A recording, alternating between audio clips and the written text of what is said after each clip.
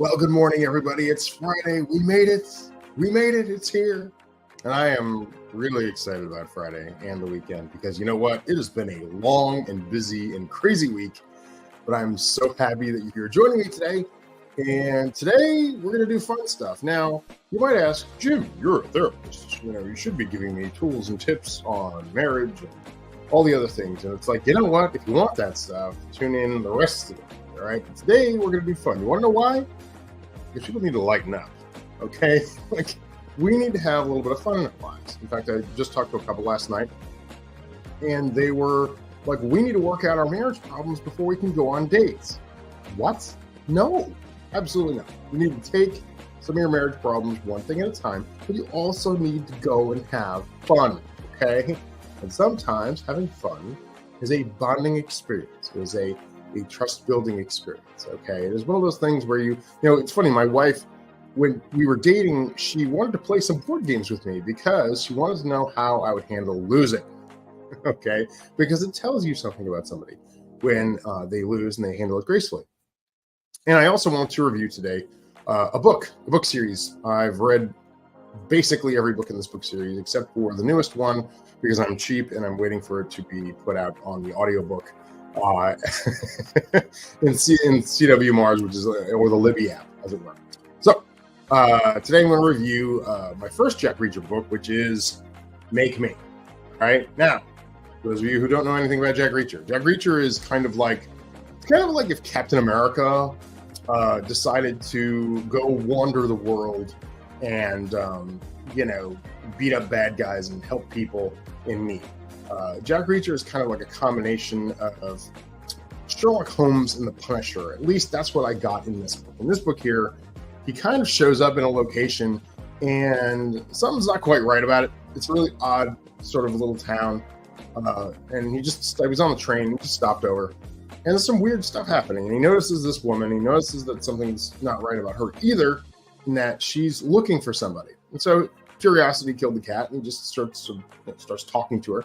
And next thing you know, calamity ensues, and the townsfolk don't like them sniffing around where they shouldn't be, and they start getting violent, and crazy things start happening. And there's a lot of sort of pacing and uncovering of different things that are happening within the town that seem really, really, really off. And at least when I was hearing this book, I'm like, there's something really dark going on here. I don't really quite know what it is, but it's really dark, and it's really awful. And when we understand what it is, I'm probably going to be disturbed by it. And that's really quite true. You go through this whole sort of unraveling of the mystery, and when you get to the end, you realize how truly evil the bad guys in this story are. And Lee Child is kind of funny because in this book in particular, people don't have names. Right? The first groupings of Reacher books, the first, I want to say 4 or 5, the bad guys have names. Even the henchmen have names.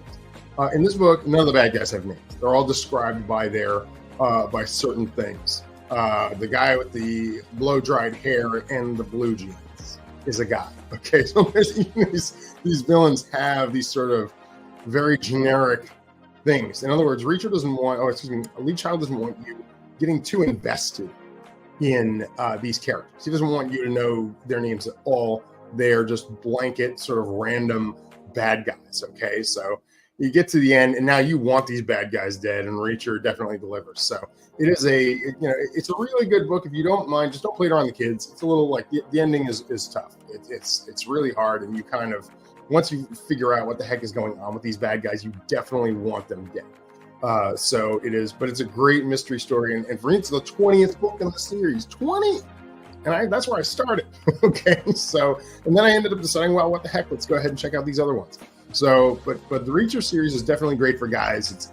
I call it cozy mysteries for dudes because there's a mystery that needs to be solved, action happens, fight scenes, gunfights, stuff like that. A little romance in there, okay, and that's where it ends up wrapping itself up like cozy mysteries do. They wrap up nicely at the end. So that's all I get to say about that. If you haven't checked out the Reacher series or Reacher book, definitely recommend them. They're fantastic. And then as far as weekend family stuff, I got to tell you, this game right here, 5 Minute Dungeon. If you don't have a copy of this game, go out there and get it. I don't think it's more than $30. It is a wonderful, wonderful game. And it's easy. That's the beautiful part about it. It's cooperative, which I'm a big fan of. Have you ever played, like, one of the things I can't say about Monopoly, okay? Monopoly is one of those games where you are actively going out there trying to bankrupt these friends and family that you're hanging out with. It's kind of brutal. And there was a time when everybody was buying Monopoly. They're like, hey man, Star Wars Monopoly. Hey man, .com Monopoly. Hey man, this Monopoly. And I'm like, why are you guys buying Monopoly? Do you even know me? So, I can't stand Monopoly. I don't think it's a great game. It goes on forever. Hurt feelings. It's really bad. But 5 Minute Dungeon. 5 Minute Dungeon, I have to say. If you have family, you have kids, I want to say, it says 8 and up. If you have kids 7 and up, you could probably pull this off. You're basically matching symbols. There's not a lot of reading involved in this game. It's just a lot of matching. A little bit of quirky card stuff, but not nearly as complicated as some of the other games out there. Basically, the design behind this game is you have a dungeon. Everybody's getting around and they're trying to go. There's a series of doors in this dungeon, and everyone has to match the symbols to whatever the monster is, whatever the little goblin or whatever it is. You have to match those symbols, and when you do, you go on to the next door. But here's the catch. There's a 5-minute timer, okay? And you have to pull it off in 5 minutes, all right? And that's hence the 5-minute dungeon thing. So the idea behind this is to create a fast game that you can play together that isn't going to take all day. We had a lovely group of friends that my wife and I would go see them, and we would play a lot of these board games. We'd play things like Mansions of Madness, or there was a quirky little comic called Order of the Stick. We'd play that. There's a game for that one. We would play these games, these board games. What would end up happening is we'd only get to play one game. This would take us all day. And by the time we were done, we were exhausted. Okay, so if you like doing that, cool. Go for it, do it. Absolutely. Get together with your friends, especially some guys out there who, during this time of year, it's cold, want to do some indoor activities. Go find a group of guys, go play some nerdy board games or whatever. That's always a good thing. But this game, on the other hand, 5 Minute Dungeon, and they also have 5 Minute Marvel. They have a Marvel version of it, which maybe I'll review next week. The 5 Minute Dungeon allows you to kind of go and play a game. It's lighthearted. It's, at maximum 10 minutes between setup and play and gameplay. And that's it. And you're frantically trying to work together to get to the boss of the dungeon. And then you have to match up all the symbols for that boss in order to beat it. Okay? So, love this game. We take this game to holidays all the time, and people love playing it because it's so simple and it's quick. You go, everyone can play a series of games together. You get the whole, I think there's 5 or 6 bosses in the game, and you can polish off the entire game in an hour, maybe a little more than that. It's really, really good.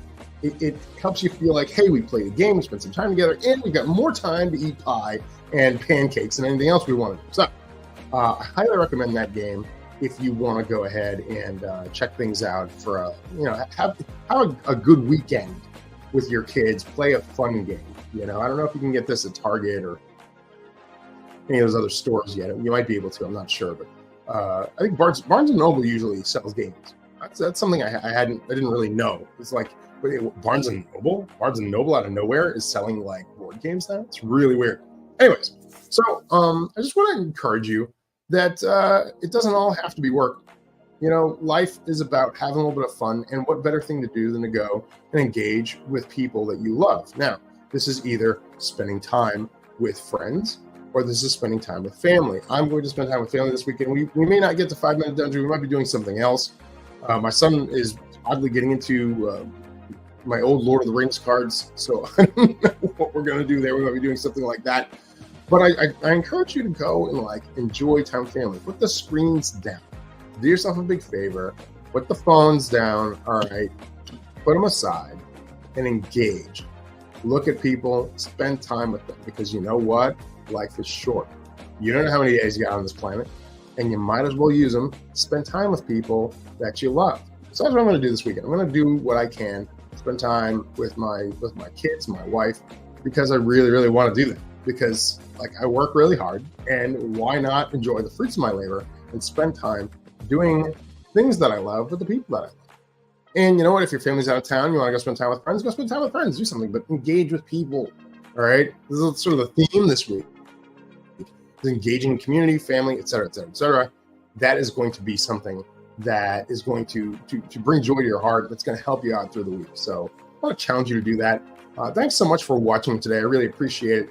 I'm going to go ahead and have some coffee. I'm going to go ahead and enjoy the rest of my morning and read my Bible, man. I got to do that too. But anyways, you take care of yourself. If you have any questions or comments about what is going on today, shoot me a comment there. I'll get back to it on Monday.